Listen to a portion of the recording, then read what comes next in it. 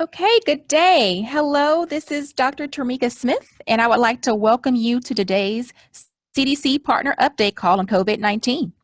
This call serves as a way for CDC to share weekly updates on COVID-19 and our latest resources and guidances, especially for the private sector and other partners.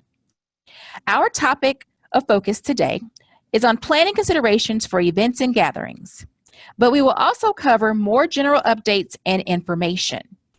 For the agenda today, we will hear an update from the Response Chief Medical Officer about whatever everyone should know about protecting themselves and others. We'll then turn to a subject matter expert who will discuss CDC's new considerations for events and gatherings.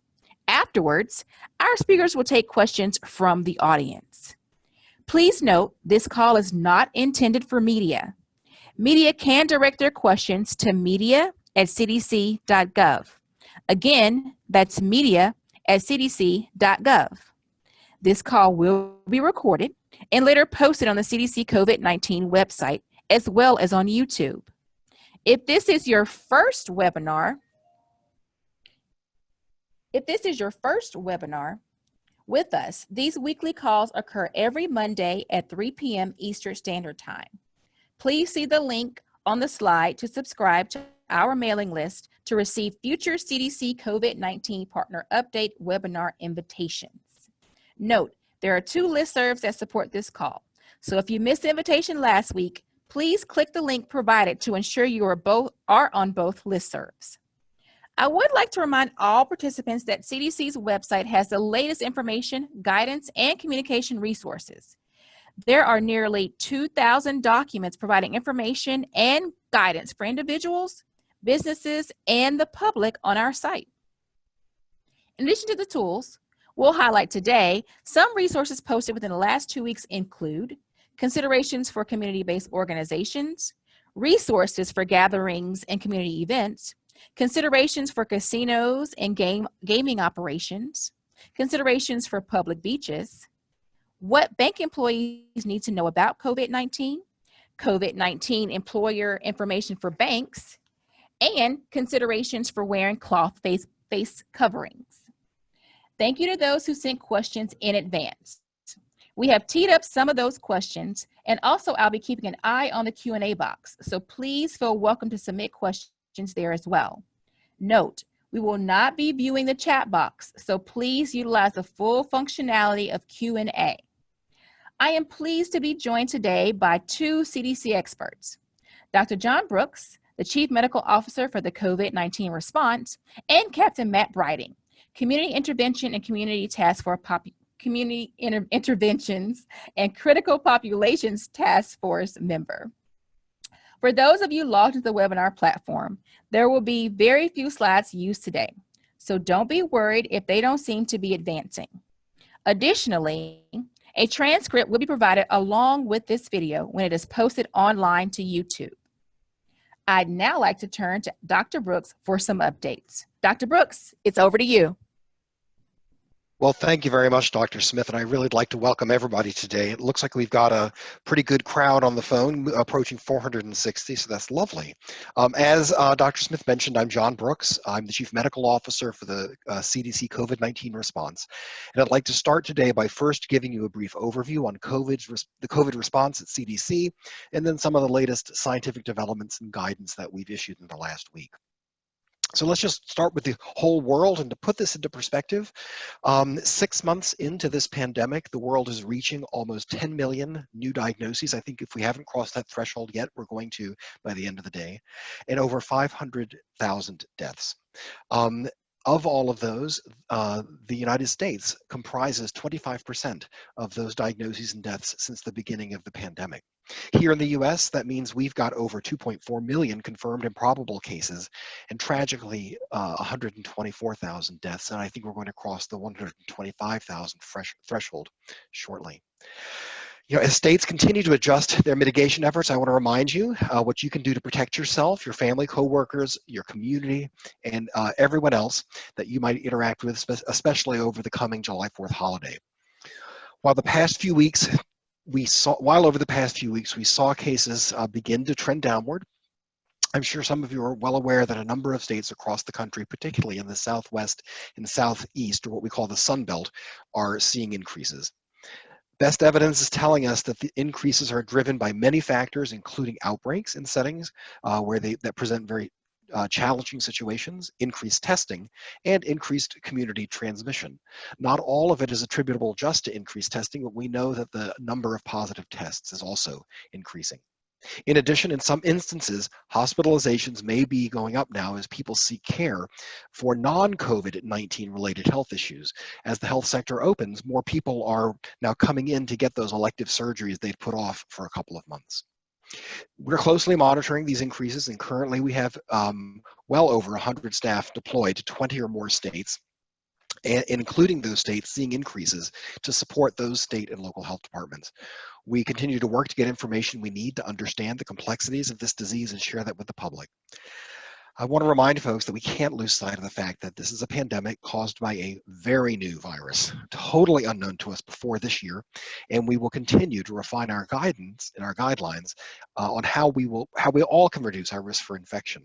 So don't be surprised that things change. We're learning as we go and updating as quickly as we can when new information arises. And as we move forward, each of us will be asked to weigh our own risk weigh our risk for infection and make decisions about going about our lives that are best for us. And it's important for each of us to try and do the best we can to continue to take the steps we know are effective at preventing COVID-19. Everyone can take these steps, their families, their community, and they're particularly important for people who are at higher risk for severe illness or death, or who live with someone who may be at particularly high risk for severe illness or death were they to become infected.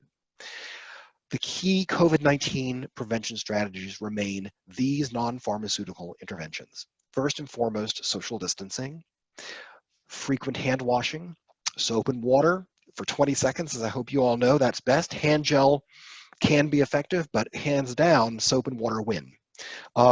Staying away from other people when you're ill. Those are probably the top 3 things we've been recommending all along. But I'd like to remind people that we also now, as we have been for some time, recommend properly wearing a cloth face covering when one is unable to social distance. So if you're out in public with other people and you have to get within that 6-foot bubble, you need to use a fabric face covering, or at least some kind of face covering. It's really critical to emphasize that maintaining the 6-foot social distancing is probably one of our most important tools for limiting the spread. But we've added to our website today updated guidance or recommendations rather around these cloth face coverings. And we recommend that people wear them in public settings when around people outside of their household, especially when other social distancing measures are difficult to maintain. I don't know about you, but I've certainly had a few people behind me at the supermarket who I've had to kind of say, hey, step back a little bit. Cloth face coverings may help prevent people who have COVID from spreading the virus to others. Don't forget that as many as 1/3 of persons, we believe, can be infected with COVID. They may never develop symptoms and therefore know they have COVID, but that they are able to transmit. We just don't know exactly how much more they're able to transmit than symptomatically infected persons, but they can definitely do it. Cloth face coverings are most likely to reduce the spread of COVID-19 when they are widely used by people in public settings. The more of us that do it, the more we together can amplify their benefit. And the cloth face coverings we're recommending are not surgical masks or N95 respirators. These are presently still critical resources and supplies that we must continue to reserve for healthcare workers and other medical first responders, as recommended by our current guidance. I'd like to turn now to some update on the scientific and medical information that we've been learning. So first, after gathering and thoroughly reviewing the most current evidence, CDC is updating the information we are providing about the people who are at higher risk for severe outcomes, as I mentioned before. So those people who are particularly at risk or vulnerable to a severe outcome or death if they get COVID-19.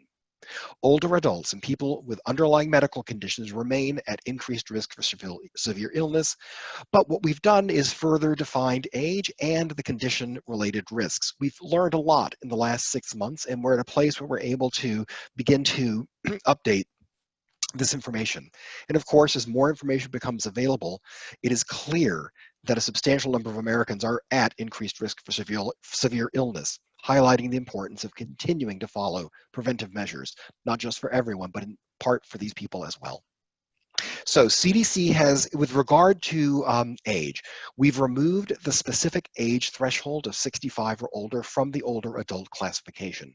Now, among adults, risk increases steadily as you age, so it's not just at 65. Recent data, including an MMWR published 2 weeks ago, has shown that that older people in general are at risk, and the older you are, the higher your risk becomes. It's sort of a steady curve. Age is an independent factor for severe illness, but risk in older adults is also in part related to the increased likelihood that older people also have underlying medical conditions. So with regard to those underlying medical conditions, CDC's updated that list. That list of those conditions that increase the risk of severe illness. And this was done after a very extensive and complete review of the published literature, as well as other various data sources. There was consistent evidence, and this is from multiple small studies or a strong association in a large study, that specific conditions increase a person's risk for severe COVID-19 illness. Those include the following: chronic kidney disease, chronic obstructive pulmonary disease, obesity with a BMI of 30 or greater, an immunocompromised state or a weakened immune system from solid organ transplant, serious heart conditions such as heart failure, coronary artery disease, or cardiomyopathies, sickle cell disease, and then last, type 2 diabetes. CDC also clarified the list of other conditions that might increase a person's risk of severe illness, ones that we have strong reasons to believe, based on our experience with other respiratory diseases, may well increase your risk, but we're still waiting for the definitive evidence. And those include the following: asthma, high blood pressure, neurologic conditions such as dementia, cerebrovascular, that's a mouthful, cerebrovascular disease, like stroke and pregnancy. And MMWR last Thursday, June 25th, further adds to the growing body of research on risk by comparing data on pregnant and non-pregnant women with laboratory-confirmed SARS-CoV-2 infection. What we saw was that pregnant women were significantly more likely to be hospitalized, admitted to intensive care unit, and receive mechanical ventilation than non-pregnant women. However, pregnant women were not at greater risk for death from COVID-19. So let me stop there. I'm going to turn it over in just a moment to Matt Briding, my colleague who's speaking, but I want to say that I'm looking forward to taking your questions later. I'll keep an eye on the Q&A box in the meantime while Matt's speaking. And I'd now like to turn it over so that he can discuss CDC's latest guidance on how to stay safe in everyday life. Thank you, Dr. Brooks. My name is Captain Matt Briding, and I'm a health scientist on the community guidance team that's working on CDC's COVID-19 response. It's good to talk to you all today. I know that we're approaching the July 4th weekend, and many communities are really eager to come together and celebrate. So today I'm really pleased to be with you and share some suggestions that CDC recently released about how to really enhance protection of individuals and communities and prevent the spread of COVID while planning for these gatherings and events. These suggestions really apply to events with a small or large number of people in attendance. They also apply to events that are either planned or spontaneous, as well as events that are both indoors or outdoors. So gatherings can really range from a neighborhood block party to concerts or sporting events. Those are the kinds of things that we're talking to you about today. And as you're planning the event, remember that the more people that an individual interacts with at a gathering and the longer that interaction lasts, the higher the potential risk of becoming infected with COVID-19 and spreading the virus to others. Also worth mentioning is that the higher the level of community transmission in the area in which the gathering is held, the higher the risk of COVID-19 spreading during a gathering. So that's something to take into consideration in talking with local health officials. The size of an event or gathering, as I mentioned before, should therefore be determined by consultation with state, local, territorial, or tribal safety laws and regulations. And outdoor activities where social distancing can be more easily maintained should be utilized as much as possible. Those appear to be safer. Well-ventilated areas, including outdoors, especially outdoors, appear to be safer. In the guidance we recently released, there are 4 overarching strategies that CDC recommends that event planners consider when planning your event. First, promoting behaviors that reduce the spread of COVID-19. Second, maintaining healthy environments. Third, maintaining healthy event operations. And finally, preparing for when someone gets sick. And so I'll spend a few minutes talking briefly about each of these strategies, but I encourage you to visit CDC's COVID-19 website for more information on the guidance that we released. So first, I want to focus on promoting behaviors that reduce spread. CDC suggests that event planners take some steps to promote behaviors that reduce spreading COVID, and this strategy includes practices like advising employees and attendees to stay home if they've tested positive for COVID-19 or showing COVID-19 symptoms. So this would include advising them to stay home and monitoring their health if they've had a close contact with a person who's had symptoms of COVID-19 within the past 14 days. We recommend that event planners develop policies that encourage sick employees to stay home without fear of reprisal, and making sure employees are aware of these policies. Always frequent communication is helpful. And CDC has a list of criteria that can help inform employees about when they can return to work. What are the recommendations in that regard? Event planners can consider developing flexible refund policies for attendees that involve a participation fee for any event that involves a participation fee.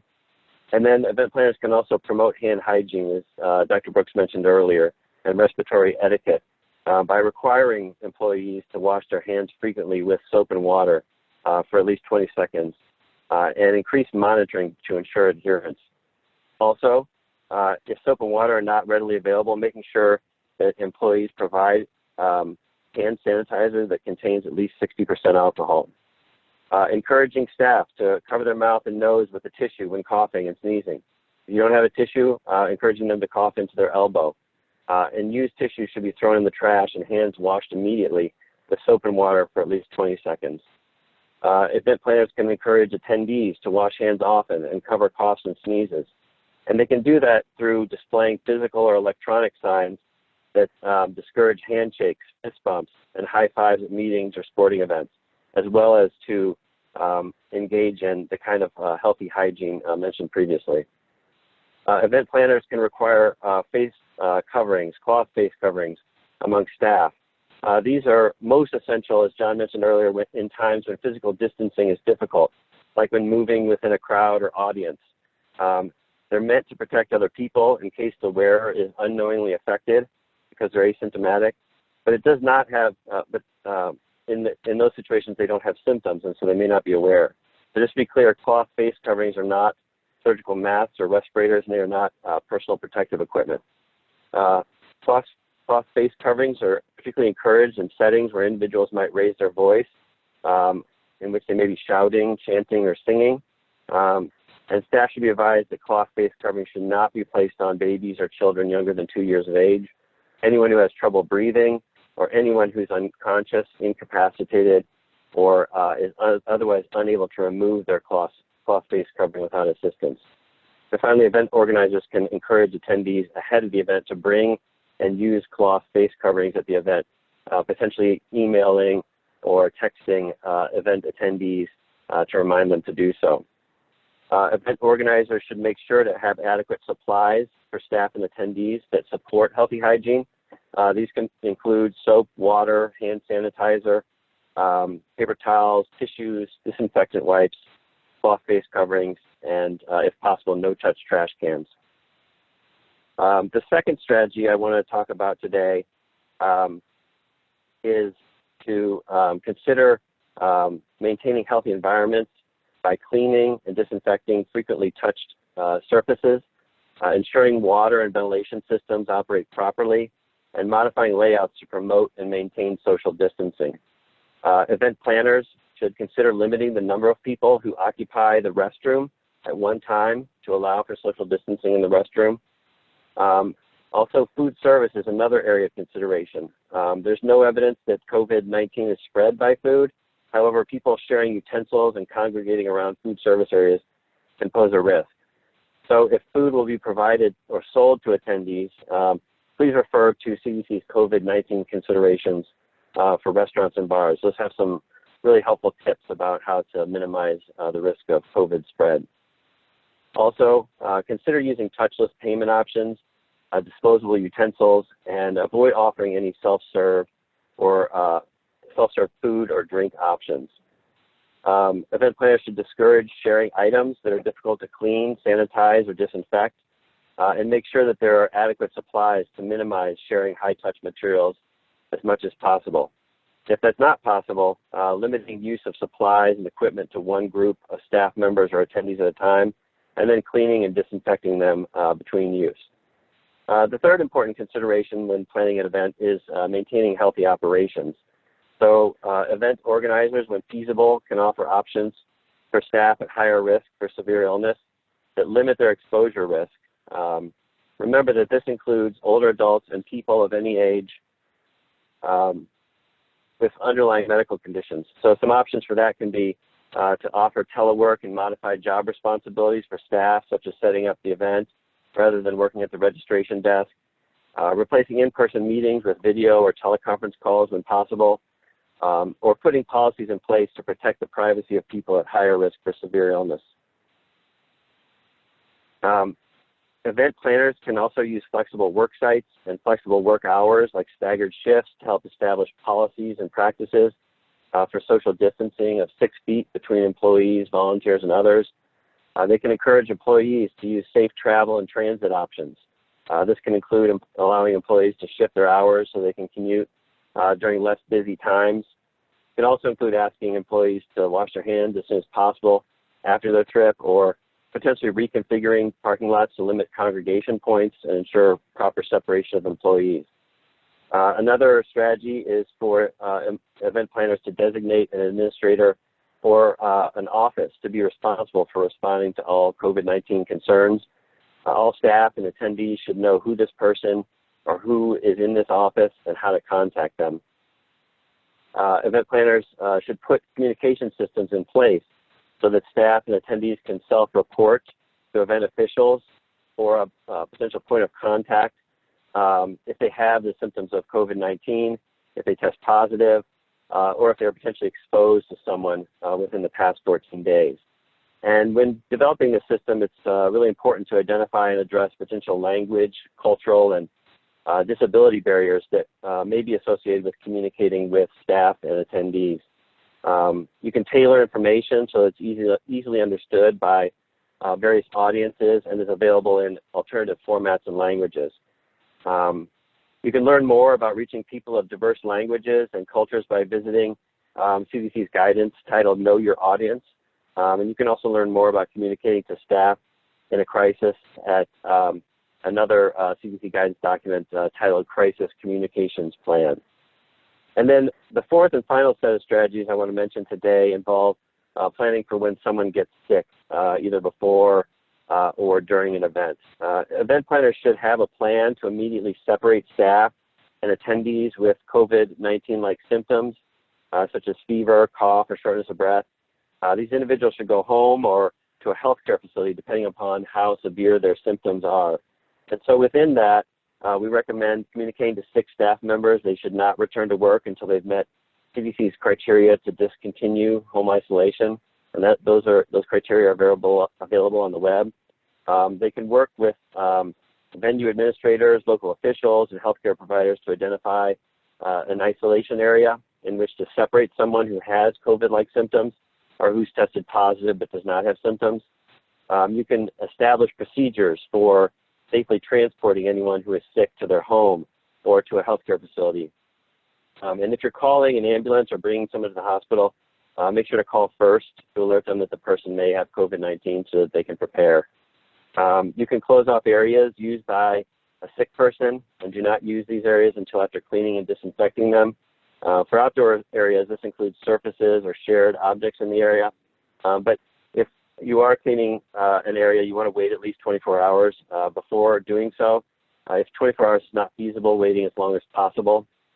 Ensuring that safe and correct use and storage of cleaning and disinfection products are utilized, and keeping them securely away from children.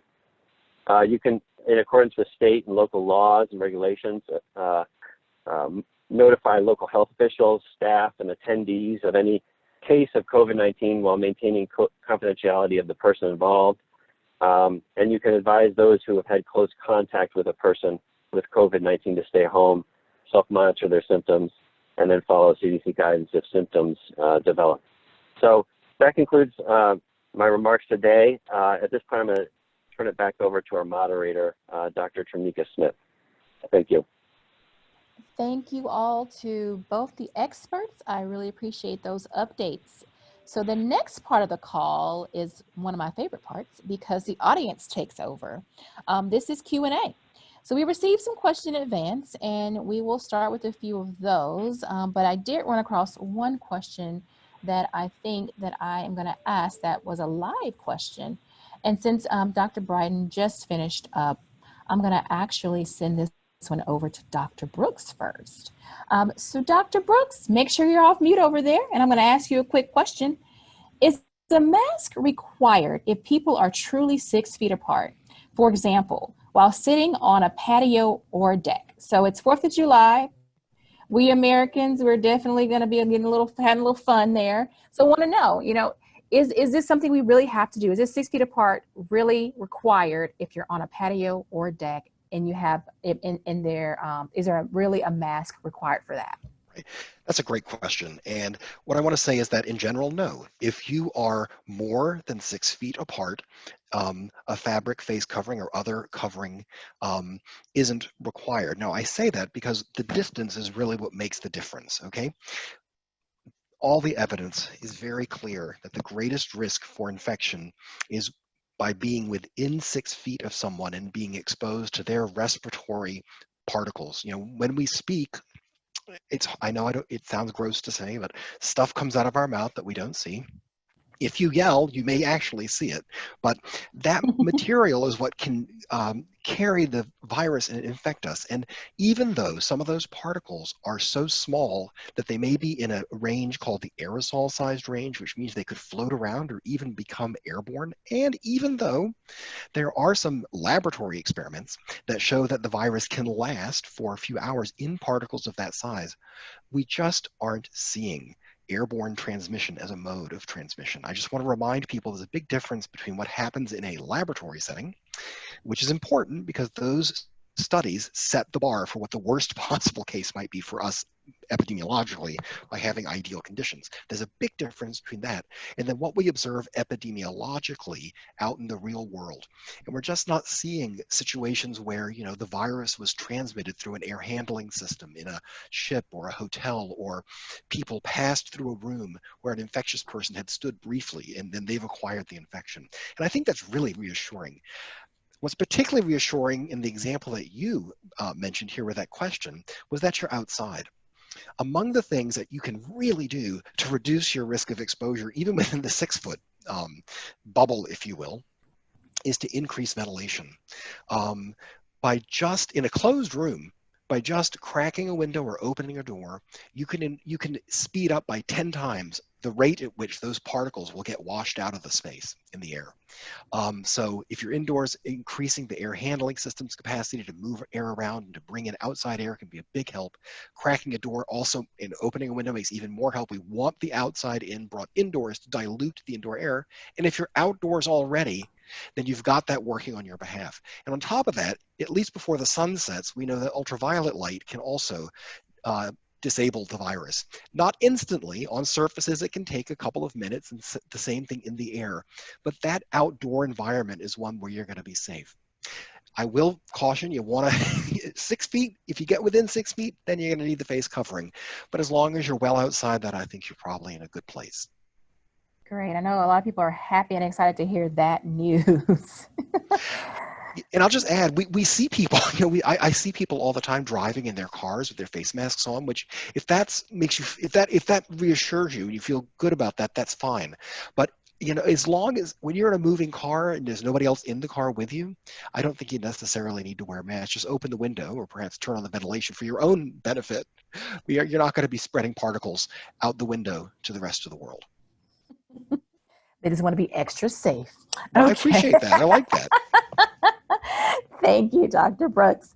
Captain Bryden, let me ask you a quick question that came in. What precautions or mitigation measures would the CDC recommend for group bicycle rides? This is extremely important, especially with it being summertime. People are getting out. People are going to get on the belt line. People are going to be getting on the roads just generally on their bikes.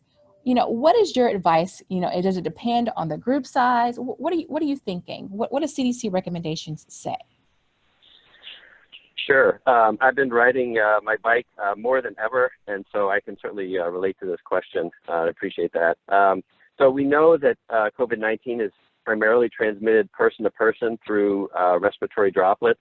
As John mentioned, studies and evidence on infection control report that these droplets may travel around 6 feet or about 2 arms length. So when it comes to riding bikes, we recommend that bike riders follow a number of different practices, encouraging riders who are sick to stay home. That's an obvious one.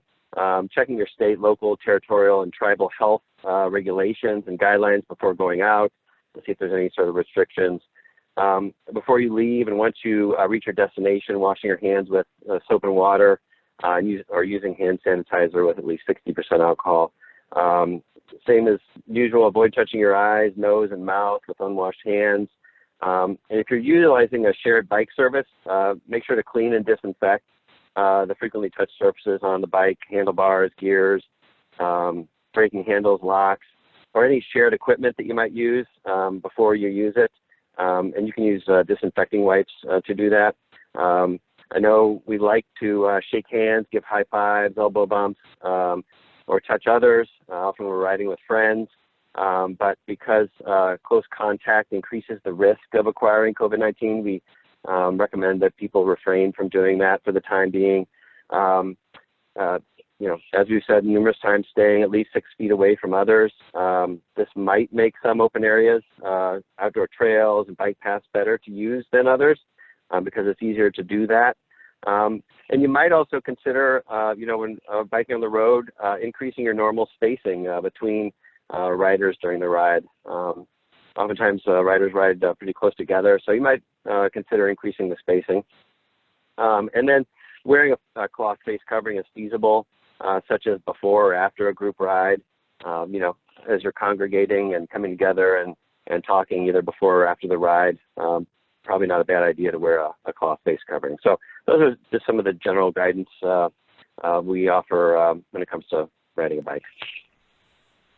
Great. Thank you so much. Dr. Brooks, I know there's been a lot of media attention saying that there may be an estimated 20 or so million people that could have contracted the coronavirus. How did CDC get this number? Where is this coming from? It's a really good question because I think people don't always understand where these estimates come from. So I'd like to take a minute, if you don't mind, to help clarify. And I think I can do it pretty fast, so don't worry. No. Actually, I'll take your time on this one because this is pretty important. Think about the disease that comes to medical attention. Starting in the community, people have to get infected. Then of those people who are infected, they have to get sick enough to seek medical care. They have to go to a place where the medical care person decides to take a sample to see what they've got. And then that has to be actually run, it has to get a result, and then that result has to be transmitted through various public health authorities to get to CDC. The point is, it's a pyramid, so that the amount of disease that we see by just testing people for diagnostic purposes, we know from experience in many diseases, underestimates the total number of people out there who've got the problem. The question is, how do you figure out what the multiplier is? For instance, with some diseases, we know that when we make a diagnosis of, let's say, a foodborne illness, that represents actually probably 35 or 40 people who got that illness, but they never got tested for some reason, by they didn't get sick enough or they didn't go to medical attention. With HIV, that number's low because we really test carefully and everybody's getting tested. We hone in on people. But with this disease, we're not sure yet what that could be. So how could you figure it out? Well, that's where we use the serology or antibody testing, okay? Imagine you have 100 people and they're all infected, but only some of them end up getting tested. If I go back and let's say I had 10 people who got tested and their PCR test was positive, but I go back and test the community and find there were actually 100 who had antibodies, that would mean that of that 100 who got infected, I saw 10, but there were really 90 more that I didn't see. So I know my multiplier is 1 to 10. 10, each person who's test positive on the PCR test represents a total of 10 people who actually were infected out there. And that's sometimes called the infection rate.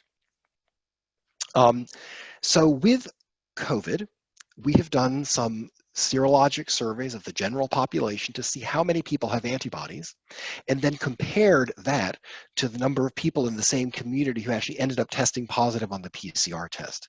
And that's where we figured out that it looks like the rate is about 1 to 10 for COVID, that for every person diagnosed, about 10 people had the infection and either were asymptomatically infected.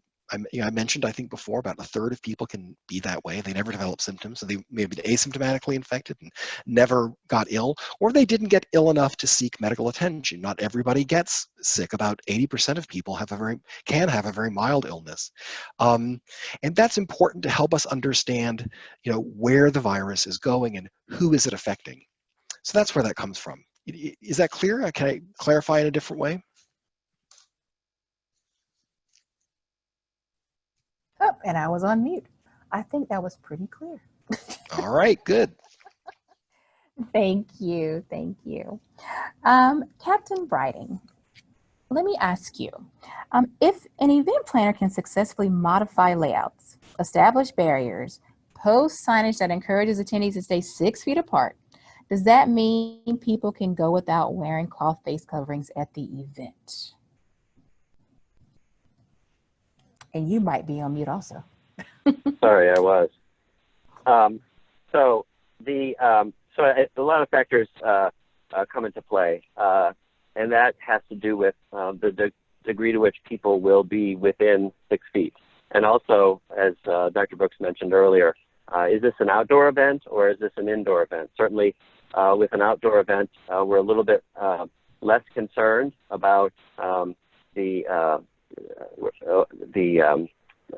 COVID being in the air, that it forms its own ventilation system when it's outdoors, and so it really depends on a number of different factors. But certainly, if you're indoors and you are likely to be within 6 feet, those are situations where we really strongly recommend the use of a cloth face covering.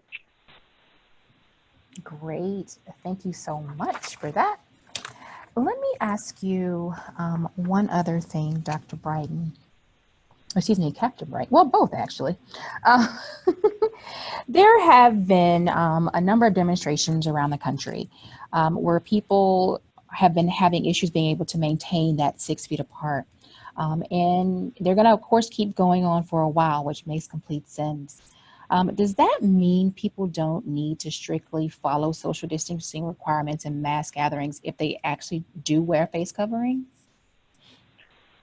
So I think it's really important to remember that the COVID-19 pandemic has not ended, as we've seen in the recent news.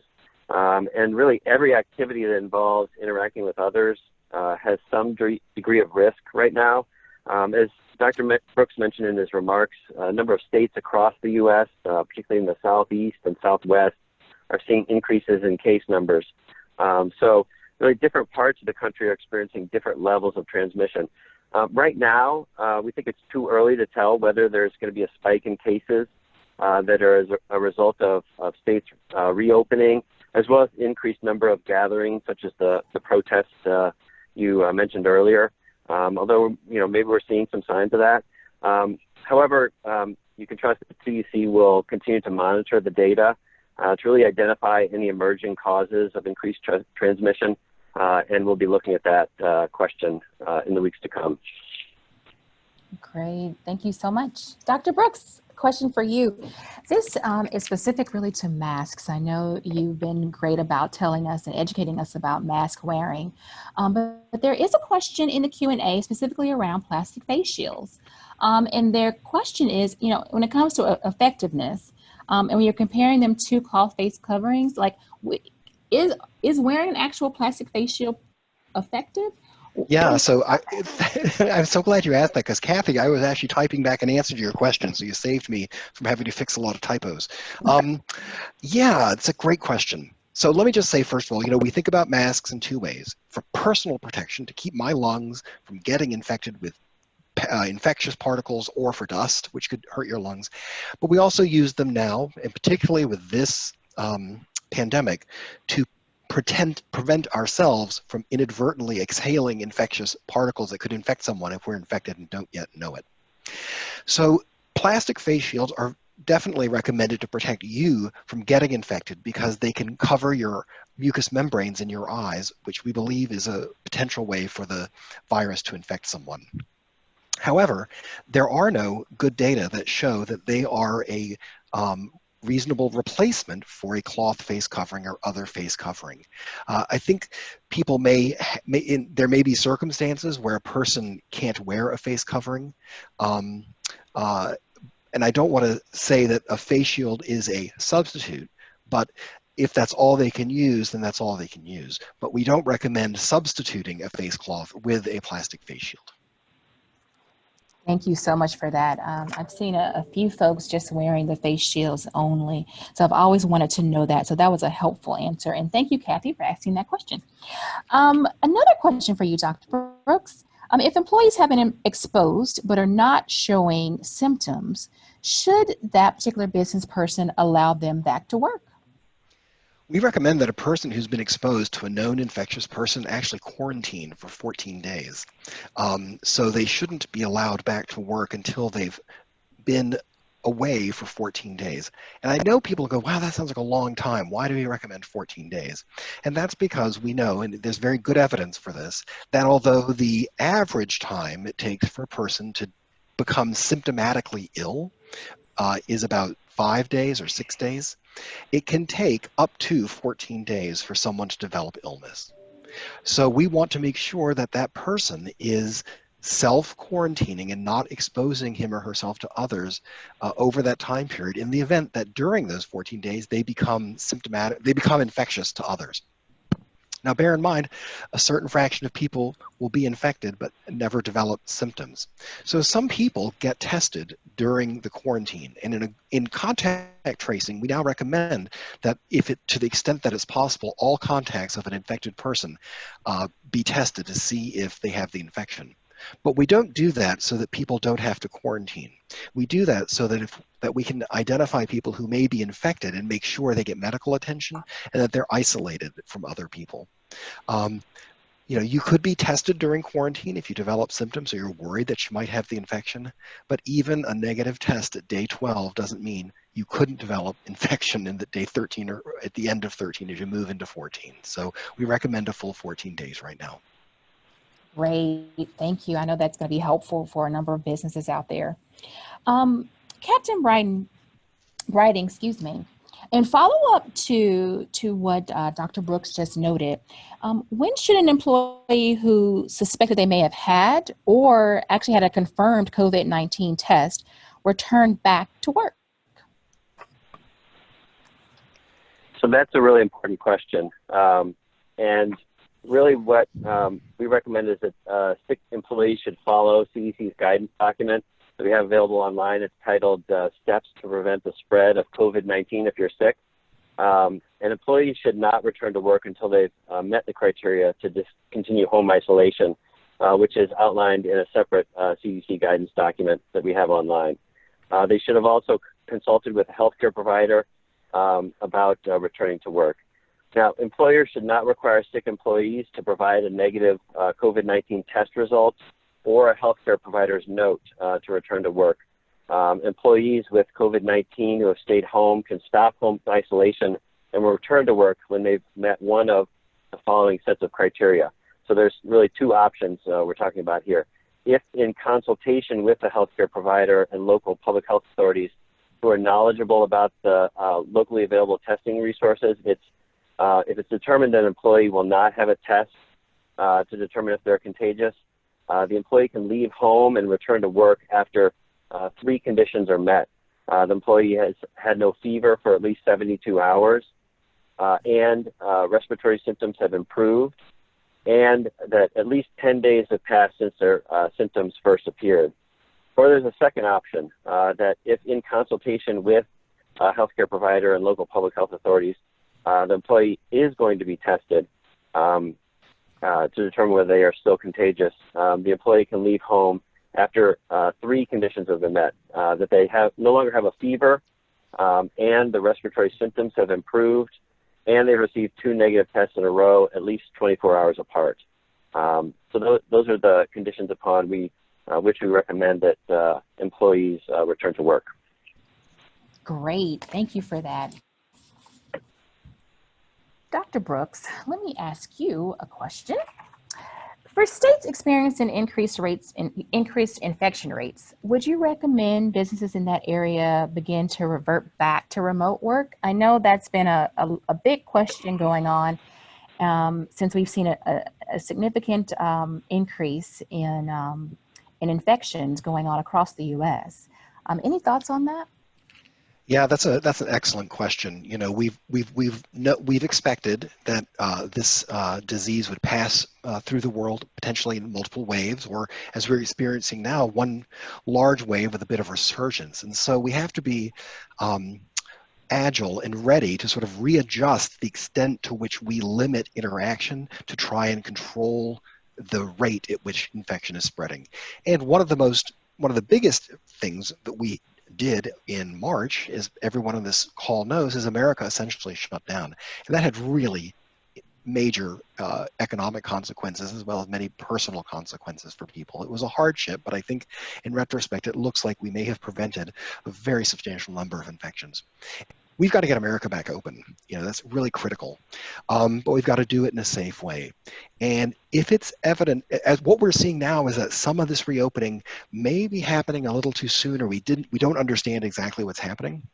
So in the toolbox, if you will, of things that localities have at their disposal to do, it includes limiting workspaces and limiting people who come to work.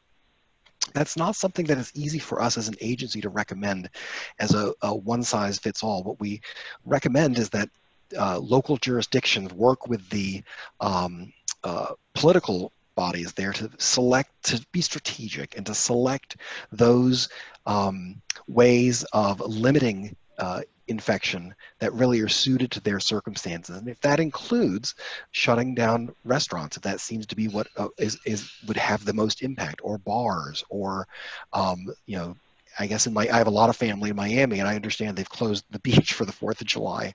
Those are that kind of decision making that has to take place. I mean, we support this. We know it's our hardship, but having the infection is a pretty bad hardship too. Mm-hmm, mm-hmm. Definitely, it's hard on both sides, but soon we just got to stay together, and soon we'll be able to get over this mountain.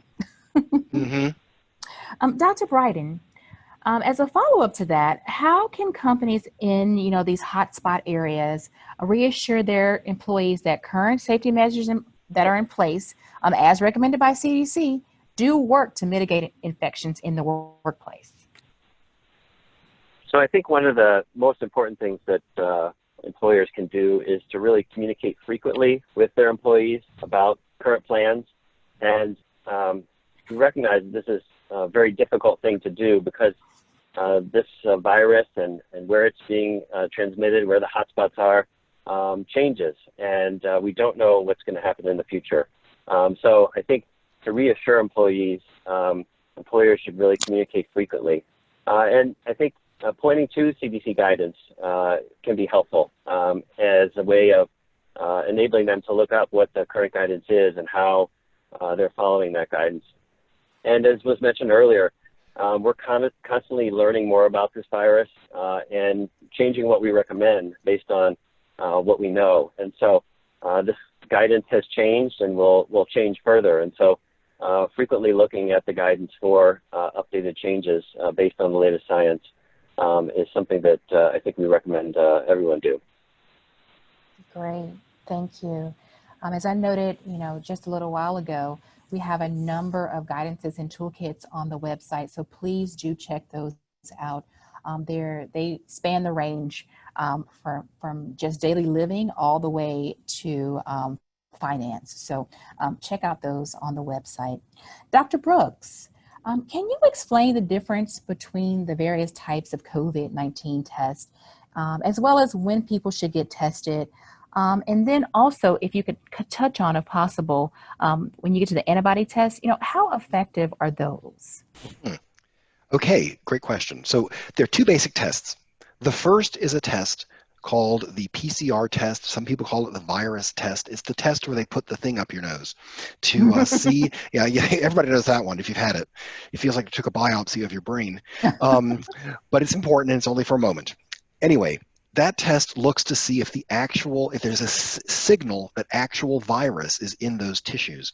So that test looks for the viral genetic material. Is called a PCR test, or the PCR is the device, and what it's looking for is the genetic material called RNA. So that test is designed as a diagnostic test to see if you have virus right now in your body. At least you have the viral RNA, and if you're feeling sick or you've recently been exposed, we presume that means that you've got the virus. The other tests we use are called serologic tests or antibody tests. These look for the antibodies that our bodies develop after we've been infected. So once the virus is in our body, within a few days to weeks, our immune system sees it and starts to react and to generate both a cellular response. We have all these things called T cells and B cells that get together and work real hard to control the virus. But some of those cells also produce the antibodies, which kind of like tag the invader and help the immune system see it and get rid of it. And so we look at antibodies to see if someone has been infected. We wouldn't use antibodies right now for a diagnostic test because there's a window period between the time you get the viral infection and the amount of time it takes for you to have a detectable antibody response. That's why we use the PCR test to see. That's going to tell us as soon as possible if you've got infection. We use the serologic test to look at if you've had infection. And as I mentioned, that's good for these surveys where we try to see how many people have had the infection. They're different. The antibody tests all work on the same principle, that you put something on a plate to which the antibodies will stick if they're there so that you can see them. The differences in these tests is really in their performance. Anybody, a lot of people can make an antibody test. The trick is making a good antibody test. You want it to be you want it to be real sensitive. That is, you want it to detect everybody, as many people as possible who've got the correct antibody, but you also want it to be specific. I said the correct antibody because sometimes these tests aren't very specific and they may react positive because they're reacting to another antibody in your blood, not the antibody you're looking for, okay?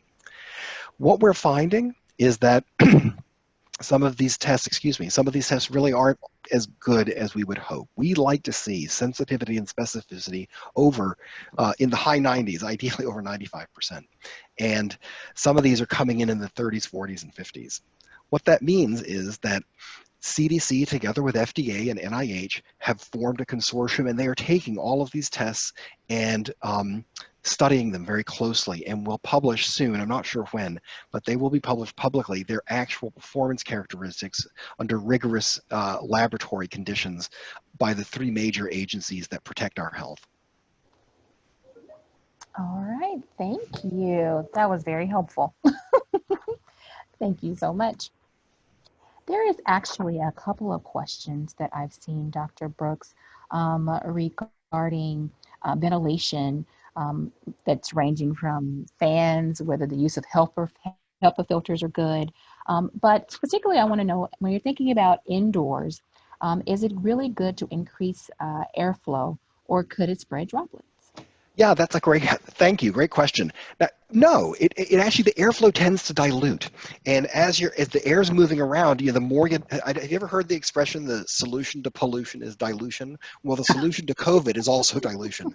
The only time that I'd be careful with air is I wouldn't point a fan at someone.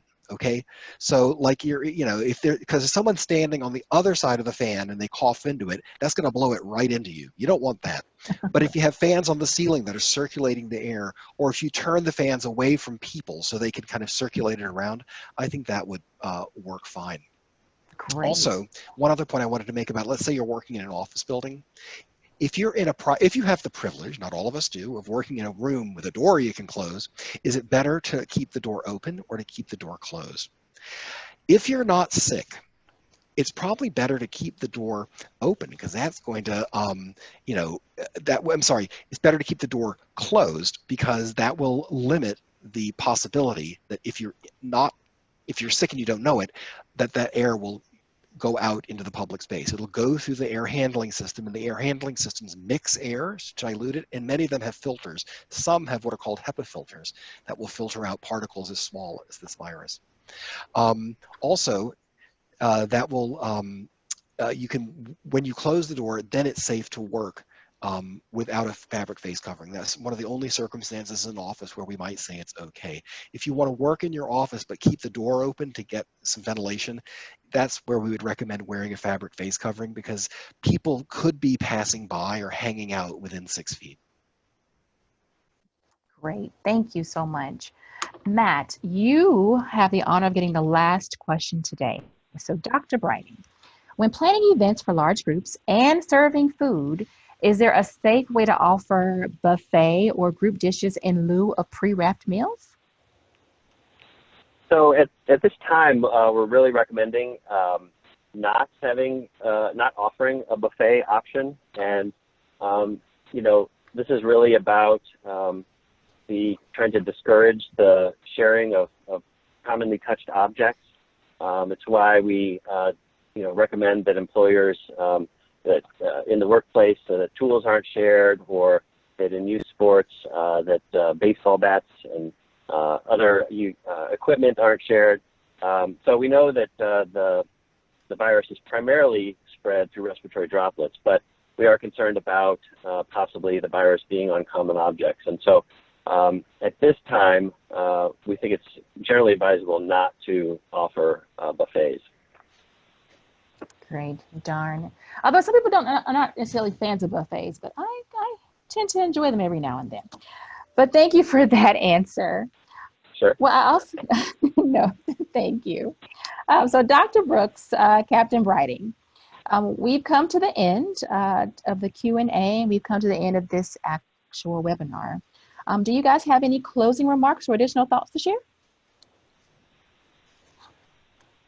I'll just say that it's really nice to see the sort of really good common sense questions we're getting. I'm sorry we can't respond to them all, but you can go to our website. I'll tell you my trick, and as Tamika mentioned, sorry, I'll get it right. There are over 2,000 documents on our website. It's a lot of searching. Sometimes if you're having trouble, I just type CDC space COVID space and then the thing I'm looking for. And I'm pleasantly surprised, maybe 9 times out of 10, that it takes me to something useful. So try that if you can't find what you're looking for on your own searching, and we haven't provided an answer today. Yes. Yeah, and I would just say that we've talked to a lot of event organizers as we've developed these guidance documents, and the challenge you have in front of you in trying to plan these in a safe way is immense. And I've been really impressed by the creative ways in which people have identified how they can hold their events in a safe way, often generating ideas that we haven't come up with ourselves. And so I just want to express my appreciation for all of you for calling in today, and trying to protect the people that you care about as you're planning these events. And we'll continue to try to support that as best we can. All right. Thank you to everyone for joining our call today. A recording will be posted online on CDC's COVID-19 webpage. The subscription link to receive future updates and invitations is listed on the screen, so please click away. Talk to you guys next week. Thank you so much for joining us. Bye-bye.